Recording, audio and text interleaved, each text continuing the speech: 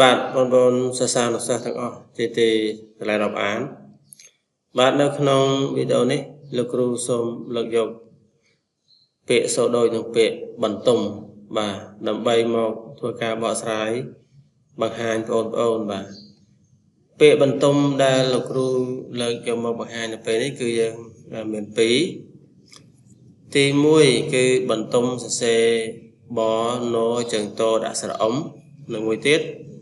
បណជើងតដាក់ស្រៈអំបាទថាតើពាក្យទាំងពីរនេះមានអត្ថន័យយ៉ាងណាបាទសូមបងប្អូននិយាយតាមដានដូចតទៅ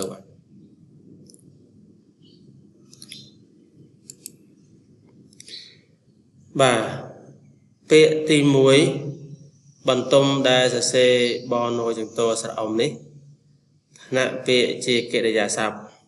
មានន័យថាធ្វើឲ្យទុំបាទធ្វើឲ្យទុំឧទាហរណ៍បន្ទុំចេក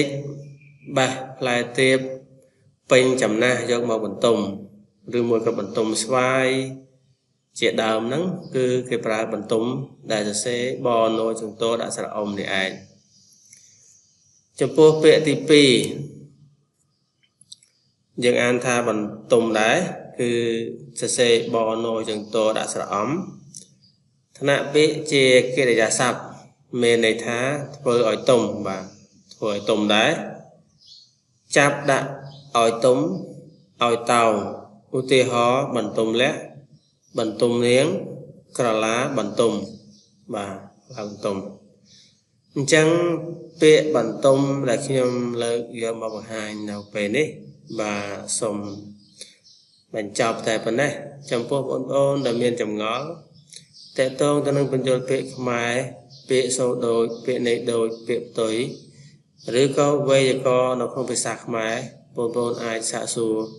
តាមរយៈ comment ខាងក្រោមវីដេអូឬមួយតាមរយៈ group Telegram ដែលមានឈ្មោះថាបញ្យលពាក្យខ្មែរ